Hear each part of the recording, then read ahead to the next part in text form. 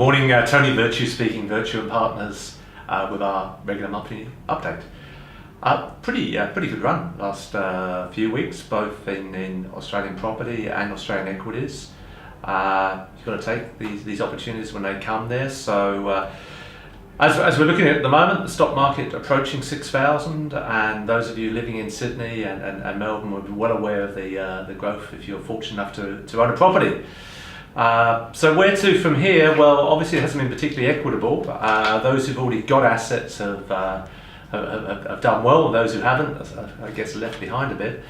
Hopefully there will be a feed through from this, that the equity that people have now, you're seeing them reinvesting in other assets. So hopefully this will feed through to the wider economy. It also should improve the tax take, which will be good, and help in getting the national debt down a little. Don't forget that state and federal governments own a lot of properties, so there's a bit of crocodile tears going on out there at the moment. The truth is that it's benefited a lot of people for property to grow. As I mentioned, our own market's approaching 6,000. That looks pretty solid at the moment. I think it's sort of reflecting to some extent China, and they seem to be pretty solid with their 6.5 GDP.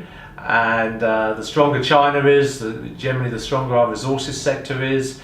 That's also helping now in the education sector, to a lesser extent finance. So when you look at it, there's 1.5 billion Chinese, there's only 25 million of us. So yeah, we're being pushed along with that wave.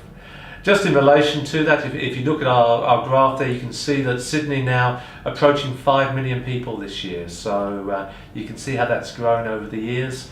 And I think that net migration coming into our capital cities will underpin growth in our property market. Will probably slow down, and that's probably a helpful thing at the moment. You'll see APRA tightening up on lending requirements.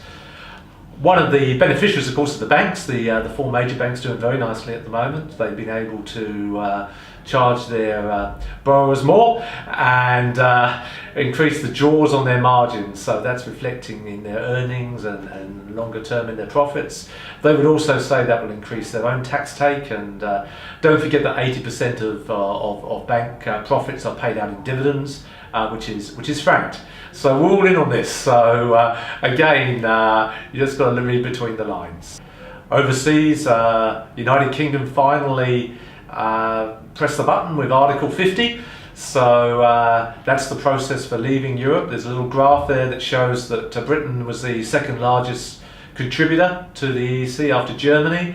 So I don't think they'll get an easy ride out of there. There's going to be a big hole in the Europeans' budget, and they will make the Brits pay. And we'll just see how that plays out at the end of the day. I think one of the things it will do is it will discourage the Europeans from expanding the Union into, if I can say, weaker countries. If the resources aren't there to expand, then I think they'll pull back a little. There'll be other countries, we have elections in France in the next week or two, who will look at this very, very carefully, and they may have a similar view. Quite a lot of move towards nationalistic attitudes to life, both in Europe and as we saw with Trump in the US. So they may need to make an example of the Brits. Look, in the meantime, the pound has fallen significantly. For those of you watching from England, you're well aware of that. And that has really been the balancing item. So the stock market has held up, but it's really just been the pound that has been the balancing item there. The US, well, the new president's been there for 2 months, and life goes on. Beginning to see the reality of life, that you can't just browbeat your way through life, with Obamacare staying, as I understand it. Probably a positive thing over there. So the Republicans, they may be in power, but they each have their own minds, and I think there'll be a little bit of pulling back on some of the more excessive views of the president. Markets seem quite comfortable with that at the moment. They did lift interest rates a couple of weeks ago, and that was telegraphed to the market, expecting another 2 or 3 rises this year, which we should see as a positive thing. In other words, we're getting back to normality where risk is properly priced. We're not having to effectively give capital away to get people to invest. So that's probably a good news story at the moment. Domestically, we're moving into budget season. We got the budget early May. It's always a bit of a box of chocolates, I guess. So we'll be working hard with clients, particularly trying to work through the superannuation issues. There's sort of a use it or lose it to the end of June with money from your own resources. And then I think you'll see that contributions into super will have to decline. We'll have to find other ways of investing money, and that's possibly strong for property. Some level of gearing in shares possibly. So that whole dynamic will change a little.